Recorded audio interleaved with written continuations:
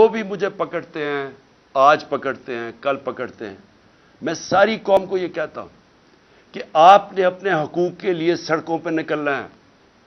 Jail میں کیا فرق پڑے گا؟ جیل میں چلا جاؤں، کتابیں پڑھ لوں گا، بڑی مجھے ٹائم مل جائے گا، لیکن مجھے خوف یہ ہے کہ مجھے یہ اگر ہٹائیں گے اور یہ سمجھتے ہیں کہ اگر میں راستے سے ہٹ گیا تو قوم سو جائے گی۔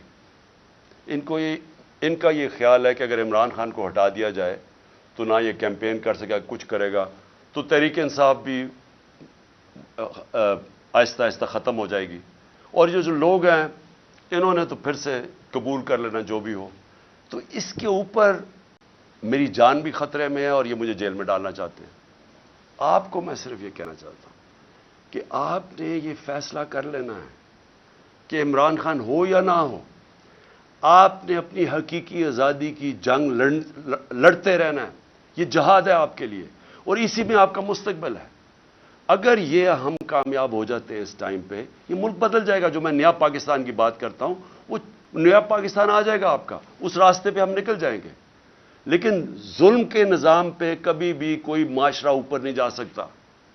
کفر کا نظام چل جائے گا، ظلم کا نظام نہیں چل سکتا، حضرت علی کا قول ہے۔ یہ نظام کبھی بھی نہیں چلے گا، اور آپ کے سامنے جدھر ہم گر چکے ہیں، آپ کو پتہ ہے کہ کیوں ہے، کہ جب آپ ان چوروں کو این آر او دے دیں اور بیچارہ غریب آدمی جیلوں میں رہے تو اس قوم کی تو کوئی مستقبل نہیں ہے۔ اس لیے جو بھی مجھے پکڑتے ہیں، آج پکڑتے ہیں، کل پکڑتے ہیں، میں ساری قوم کو یہ کہتا ہوں کہ آپ نے اپنے حقوق کے لیے سڑکوں پہ نکلنا ہے۔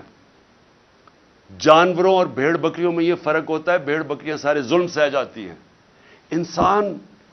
انسان کا بڑا مقصد ہوتا ہے، وہ ظلم کا مقابلہ کرتا ہے، وہ جہاد کرتا ہے، اور وہ ایک معاشرے کو زندہ کر دیتا ہے۔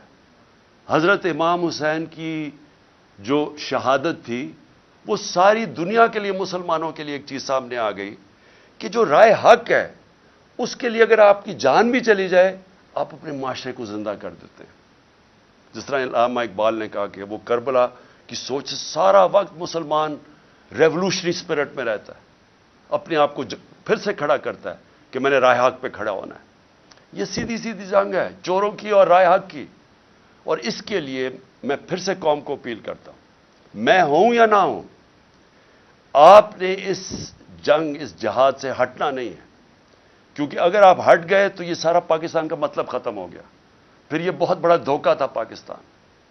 یہ وہ لوگ ہیں جو ٹیلی فون کر کے تو فیصلے کرواتے ہیں ججز سے، یہ وہ لوگ ہیں جنہوں نے ڈنڈے سے اٹیک کر کے سپریم کورٹ کو ایک ایماندار، دیانتدار چیف جسٹس کو انہوں نے فارغ کروایا اور پھر رشوت چلائی، باقی ججز خریدے۔ میں سپریم کورٹ کو آج اپنے سارے ججز کو صرف ریکویسٹ کر رہا ہوں کہ آپ نے آئین کے ساتھ کھڑے ہونا ہے اور جمہوریت کے ساتھ کھڑے ہونا ہے، کیونکہ اگر اس وقت جو ان کی کوششیں ہیں، یہ الیکشن نہیں کروانا چاہتے، یہ الیکشن سے کسی نہ کسی طرح نکلیں گے، یہ قتل کروائیں گے لوگوں کو، یہ بڑے ناموں کو قتل کروائیں گے، دھماکے کروائیں گے صرف الیکشن سے نکلنے کے لیے۔ یہ ہر بہانہ استعمال کریں گے کہ جی پیسے نہیں ہیں تو پتہ نہیں کیا سینسس ہو گیا تو یہ ہو گیا، یہ ہر چیز استعمال کریں گے کسی نہ کسی طرح الیکشن سے نکلنے کے لیے، کیونکہ الیکشن میں ان کی موت ہے۔ ان کو پتہ ہے کہ پاکستانی قوم ان سے متنفر ہو چکی ہے، وہ ان کے خلاف کھڑی ہو گئی ہے۔ سارے بائی الیکشن میں واضح ہو گیا کہ یہ دھاندلی کے باوجود، ساری مشینری استعمال کرنے کے باوجود یہ نہیں جیت سکتے، اس لیے یہ الیکشن سے بھاگ رہے ہیں۔ اور مجھے خوف یہ ہے کہ یہ کسی نہ کسی طرح یہ مافیا عدلیہ کے اندر پھوٹ ڈال کے اس کو تقسیم کر کے یہ کوشش کریں گے الیکشن سے نکلنے کے لیے۔ میں اس لیے اپنے سپریم کورٹ کو کہنا چاہتا ہوں کہ اس وقت آپ کی یونٹی کی ضرورت ہے، آپ متحد ہو کے پاکستان کے آئین کے ساتھ کھڑے ہوں۔ 5 کے 5 ججز نے کہا تھا کہ 90 دن میں الیکشنز ہونے چاہیے۔ اب پختونخوا میں دیکھ لیں، گورنر صاحب کہہ رہے ہیں کہ جناب وہ الیکشنز ڈیلے کرنے کے چکر میں، ابھی تک انہوں نے اناؤنس نہیں کیا، اور جبکہ سب کو پتہ ہے کہ اب ہمارے پاس جو ٹائم تھا الیکشن کروانے کا وہ کم ہوتا جا، آگے ہم آگے نکل گئے۔ 30 اپریل جانا بھی غلط تھا، کیونکہ آئین تو اجازت نہیں دیتا تھا، لیکن کیونکہ انہوں نے جان کے سیبوٹاج کرنے کی کوشش کی، 30 اپریل دینی پڑی، تو یہ اس سے بھی آگے جانے کی کوشش کر رہے ہیں۔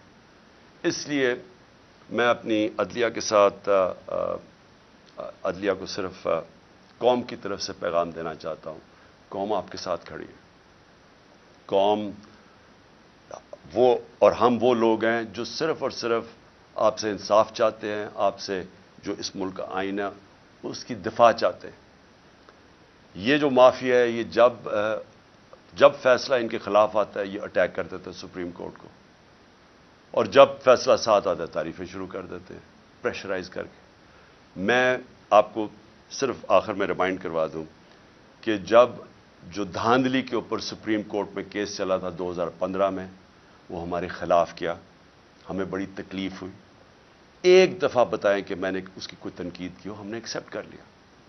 پھر جب میں نے اپنی اسمبلیز ڈیزالو کی اپریل کے اندر، پچھلی اپریل میں نے الیکشنز اناؤنس کر دیے، سپریم کورٹ میں کیس چلا گیا، سارا جو سپریم کورٹ میں بات چیت ہو رہی تھی وہ ساری ہو رہی تھی کہ الیکشنز میں اب چلے جائیں، اور وہ چلے جاتے ملک بچ جاتا اس عذاب سے۔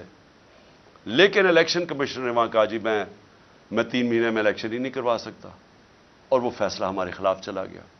بڑی تکلیف ہوئی ہمیں۔ ایک دفعہ بتائیں کہ میں نے تنقید کی ہو اس کی، لیکن یہ ہر فیصلہ جو ان کے خلاف جاتا ہے اس کے اوپر یہ بلیک میل کرتے ہیں، نام لے لے کے ججز کے خلاف بات کرتے ہیں۔ اور اس لیے ضرورت ہے سارے ملک کو کہ اگر ہم نے اب آگے جانا ہے، اور اس کی ملک کی بچت ہی رول آف لا میں ہے۔ ملک بچے گا تب جب قانون کی حکمرانی ہوگی، وہ اس کی دفاع کرنی ہے سپریم کورٹ نے، اور ہم صرف آپ سے اپیل کر سکتے ہیں کہ یہ آپ کو ہر پریشر ڈالیں گے، ہر وہ نامعلوم افراد سے پریشر آئے گا، ان چوروں سے آئے گا، یہ رشوت بھی یہ ان کو خریدتے بھی ہیں۔ میں آپ سے ریکویسٹ کروں گا کہ قوم ساری آپ کی طرف دیکھ رہی ہے، اور ہم صرف چاہتے ہیں کہ جو سب نے کہا تھا آئین کے اندر 90 دن میں الیکشنز، اس کے ساتھ آپ کو پوری طرح کھڑا ہونا چاہیے۔ اب میں الیکشن کمیشن کے اوپر آپ تیسری بات کرنا چاہتا ہوں۔ دیکھیں، الیکشن کمیشن، مجھے جتنی تکلیف الیکشن کمیشن سے ہے کسی کو نہیں ہے۔ انہوں نے میرے اوپر، آپ نے ایلیگیشن لگائی توشہ خانہ کی، میں آج رائٹنگ میں دیتا ہوں سب کے سامنے، جس وقت یہ عدالت میں جائے گی یہ توشہ خانہ کیس باہر پھینکا جائے گا، کیونکہ مجھے پتہ ہے میں نے کوئی چیز غیر قانونی نہیں کی۔ جو 70 سال سے پاکستان کا قانون ہے اس کے اوپر چلا ہوں، سب کچھ ڈکلیئرڈ ہے، اس کے اوپر ٹیکس دیا ہوا ہے، سارا کچھ، سارا ریکارڈ میں اویلیبل ہے۔ لیکن مجھے پتہ ہے کہ اگر یہ توشہ خانہ، کیوں یہ چھپ رہے ہیں، بتا نہیں رہے کہ جی باقی لوگوں کے توشہ خانہ میں کیا ان کی تھی، جس وقت وہ سامنے آئے گا قوم کو پتہ چلے گا کہ توشہ خانہ میں باقی لوگوں نے کیا کیا ہے۔ باقی حکم، جو پرائم منسٹرز تھے، جو پریزیڈنٹس تھے، جو آرمی چیفز تھے، یہ کیا کرتے رہے توشہ خانہ کی گفٹ سے۔ وہ انشاءاللہ اگر یہ پورا کیس کھلے تاکہ پتہ تو چلے لوگوں کو توشہ خانہ کیا ہے۔ تو مجھے بڑی تکلیف ہے کہ میرے اوپر انہوں نے، کردار کے اوپر انہوں نے یہ جو اٹھایا ہے الیکشن کمیشن نے، اور پھر فورن فنڈنگ، یہ بھی ہمیں گھسیٹا ہے میڈیا ٹرائل کے تھرو۔ پتہ چلا وہ فورن فنڈنگ ہی نہیں ہے، اب پتہ چلے پروہیبٹ